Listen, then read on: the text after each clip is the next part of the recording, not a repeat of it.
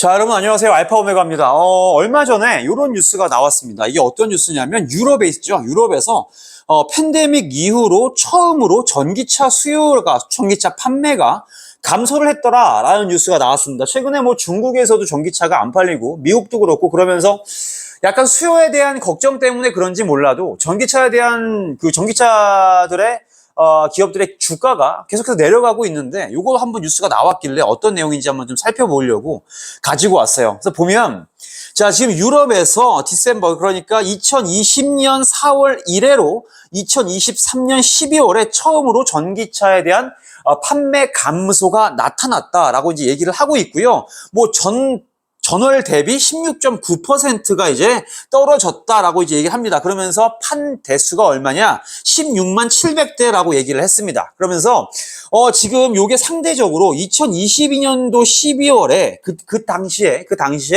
전기차가 굉장히 좀 폭발적으로 팔렸던 것 때문에 이렇게 지금 낮게 나온 거다라고 이제 얘기를 합니다. 그런데 요거를 조금 더 자세히 보면 이 12월에 그렇게 수요가 좀 둔화됐을지언정 우리가 지금 예상했던 유럽에서 전기차가 얼만큼 팔릴 거다라고 예상했냐면 150만 대가 팔릴 거다라고 예상을 했는데 요 수치를 지금 초과했다. 그러니까 우리가 예상했던 것보다 유럽에서 전기차가 더 잘 팔렸더라라고 이제 얘기를 하면 되는 것이고, 그리고 2022년도랑 비교를 했을 때 37%가 늘어났다라고 이제 얘기를 하고 있습니다. 그래서 현재 유럽의 전기차 마켓 쉐어, 그러니까 전기차의 점유율이 한 14.6% 정도 된다고 합니다. 굉장히 높죠. 아마 이따가 말씀을 드리겠지만 미국이 11% 정도인데 일단 유럽에서 그 전기차의 그 점유율이 굉장히 높다라는 거 참고를 하시면 좋을 것 같습니다. 그래서 제가 사실은 걱정했던 게 뭐냐면 유럽에서 전기차 수요가 꺾이면 안 될 텐데라고 생각했지만 요거는 지난 2022년도에 12월 실적이 너무 좋았기 때문에 깎여 보이는 거지 2023년도를 통틀어 봤을 때는 나쁘지 않았다라는 겁니다. 아직 전기차에 대한 수요가 있다라는 거죠. 많이 있다라는 거고. 그다음에 미국에서는 또 이런 뉴스가 나왔습니다. 지금 2023년도 12월을 어떻게 마무리했냐? 자, 110만 대의 전기차를 팔았다라고 이제 뉴스가 나왔어요. 그래서 여기 보시면 자, 2023년도 매달 그래프를 보면 보십시오. 여기 지금 보면 진한 초록색 있죠? 이게 2023년이고요.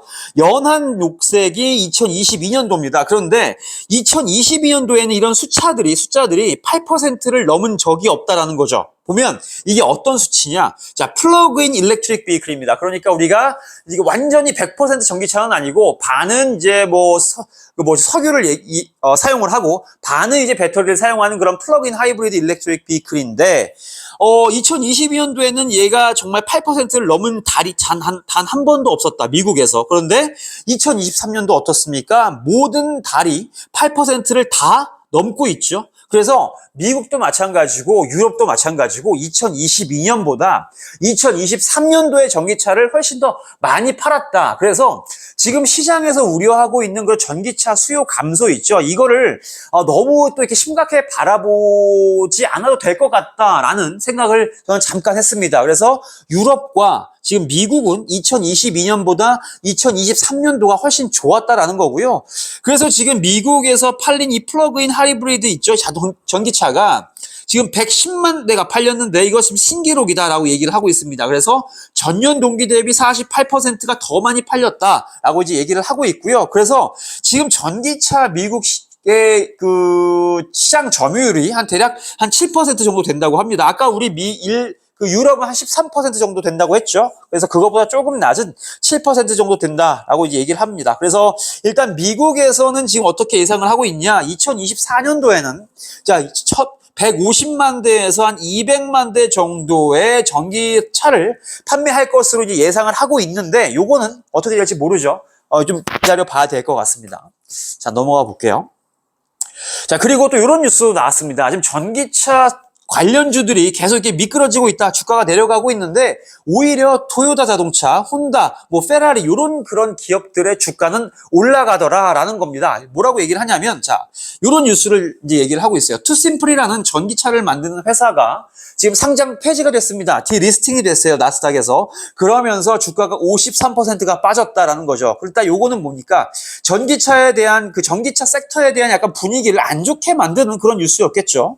자, 그리고 또 피스커에 대한 뉴스가 나왔죠. 피스커는 자, 브레이킹 시스템에 뭔가 이제 오션 모델이라고 하는 거에 브레이크 쪽에 문제가 있었나 봅니다. 또 이것 때문에 지금 주가가 10.65%가 또 빠졌고 지금 현재 52주 최저가를 기록을 하고 있다. 이것도 마찬가지로 전기차 섹터에 안 좋은 뉴스를 가지고 안 좋은 분위기를 가지고 올 수 있을 겁니다. 자, 그리고 지금 리비안 같은 경우에는 어떤 뉴스가 나왔냐면 도이치뱅크에서 지금 바이에서 홀드로 지금 의견을 바꿨다라는 겁니다. 그러니까 사지 말고 기다려라 라는 이제 뉴스가 나오면서 리비안도 마찬가지로 8.05%가 빠졌다라고 이제 뉴스가 나와요. 그리고 우리 지금 자율주행에 필요한 라이다를 만드는 루미나도 마찬가지로 17.58%가 빠졌습니다. 요거 이제 제가 조만간 요거 루미나는 리뷰를 한번 해드릴 텐데 어쨌든 루미나까지 이렇게 빠진다라는 거죠. 저는 개인적으로 전기차가 내려가도 뭐 내연기관 차도 있겠죠. 내연기관이랑 이렇게 두 가지로 나눈다면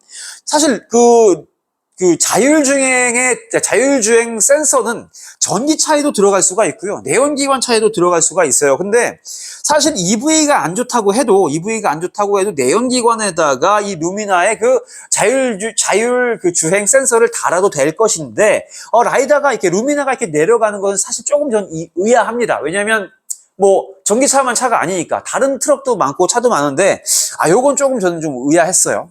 요렇게 좀 이해를 하시고 조만간에 라이다는 제가 다시 한번 얘들 상황이 어떤지 한번 리뷰를 좀 해드리도록 하겠습니다.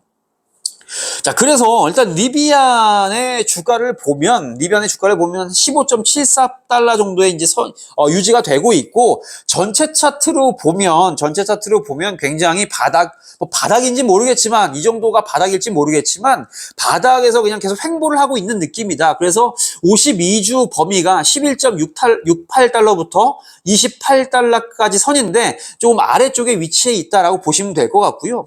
그 다음에 이제 루시드는 더 안 좋죠. 루시드는 2.65달러입니다. 그래서 지금 52주 최저가에 완전히 와 있다라는 겁니다. 그래서 루시드도 별로 그렇게 지금 분위기가 좋지가 않다라는 거 한번 말씀을 좀 드려볼게요. 자, 그러면 지금 리비안과 루시드를 비교를 했을 때 이거 매출입니다. 매출은 점점점 이제 얘네들도 올라가고 있어요. 리비안은 지금 얘네들이 얼마입니까? 자동차 생산 대수를 거의 1년에 6만 5천 대를 달성을 했죠. 그래서 지금 매출은 쭉 올라가고 있고, 근데 그거랑은 조금 이제 상반되게 루시드는 잘 못 올라오고 있는데, 어쨌든 이 리비안과 루시드 모두 실적이 올라오고는 있습니다. 올라오고 있는데 문제는 뭐냐? 얘들이 가지고 있는 그 현금과 현금성 자산을 굉장히 빠르게 소진을 하고 있다라는 거죠. 리비안도 지금 이렇게 가지고 있는 현금량이 쭉 내려가고 있고 루시드도 최근 들어서도 이렇게 내려가고 있다라는 겁니다. 그러면 리비안과 루시드가 가장 지금 조심해야 할 것은 얘들이 대량 생산을 하기 전까지 버틸 수 있는 자금이 있는지를 한번 좀 살펴봐야 될 텐데 일단은 리비안을 좀 먼저 볼게요. 리비안이 마지막 분기에 1.36빌리언 달러의 손실을 기록을 했습니다. 손실을 기록한 반면에 얘네들이 가지고 있는 지금 자산, 현금과 현금성 자산이 9.1빌리언 달러 정도가 있습니다. 그래서 뭐 대략적으로 보면 이론적으로 보면 한 7분기 정도 버틸 수 있는 현금이 있을 수 있다라고 계산을 할 수가 있겠죠. 하지만 이제 뭐 지금 리비안에서 이제 뭐 대량 생산을 한다고 계속 하는 와중이니까 아마 케이펙스 같은 거, 뭐 설비 투자 비용이 많이 들 겁니다. 그래서 실제로는 7분기를 버티지 못할 거라고 저는 개인적으로 생각을 하고 있습니다. 그렇기 때문에 뭐 7분기 안에 최소한의 뭐 오퍼링 얘기가 나오겠죠. 주식을 추가로 발행을 한다든지 그런 뉴스는 나올 것 같고요. 그 다음에 루시드는 어떤 상황이냐? 마지막 분기에 630밀리언 달러의 손실을 봤습니다. 근데 얘네들이 가지고 있는 지금 현금과 현금성 자산이 4.4빌리언이에요. 그러니까 얘네들도 한번 그냥 이론적으로 계산을 해보면 대략적으로 얘네들 한 7분기 정도로 이제 버틸 수 있는 돈이 있는데, 얘네들도 뭐 지금 그 AMP2 공장 지금 사우디에 짓고 있고, AMP1에서도 그래비티도 만들어야 할 것이고, 할 게 많죠. 그렇기 때문에 얘네들도 지금 설비 투자 비용으로 들어갈 돈이 많을 겁니다. 그래서, 리비안과 루시드 모두 7분기 안에 현금이 소진될 것이다 라고 저는 개인적으로 생각은 하고 있어요. 물론, 이 7분기, 이렇게 지금 손실이라고 이렇게 우리가 보고 있는 것에는 뭐 주식 보상 제도로 나가는 그런 수치도 있고요. 그 다음에 감가상각 비용이라고 실제적으로 뭐 현금 소진이 되지 않는 그런 비용 처리도 있기 때문에 사실은 이것보다는 조금 오래 버틸 수 있을 거예요. 하지만 어쨌든 얘네들이 아직 갈 길이 먼 상황에서 대량 생산까지 아직 갈 길이 먼데, 그 전에 분명히 이렇게, 오퍼링 얘기가 나올 겁니다. 주식 추가 발행이라던가, 어쨌든 그런 뉴스가 나올 거기 때문에, 이 두 기업의, 이 두 기업의 지하, 그러니까 바닥은 사실 어딘지 아직까지 저는, 확인이 안 됐다고 저는 개인적으로 생각을 합니다. 그래서 일단 리비안이랑 루시드는 이렇게 좀 보시면 될 것 같고, 최근에 뭔가 말이 많은 전기차 수요 감소 있죠? 전기차 수요 감소 같은 경우에는 아까 처음에 말씀드렸다시피 유럽도 지금 2022년이랑 비교를 했을 때 올라가 있는 상황이고, 미국도 지금 2022년이랑 비교했을 때 많이 올라가고 있는 상황이었기 때문에 전기차 수요 감소가 물론 뭐 중국에서 좀 있을 수 있겠지만은 이거를 너무 또 비관적으로 바라보지는 않으셨으면 좋겠다라는 말씀을 좀 드리면서 오늘 영상은 정리를 하면 될 것 같습니다. 뭐 궁금하신 게 있으시면 댓글 달아주시면 좋을 것 같고요. 저는 또 다음 기업 뉴스 정리해서 돌아오도록 하겠습니다. 감사합니다.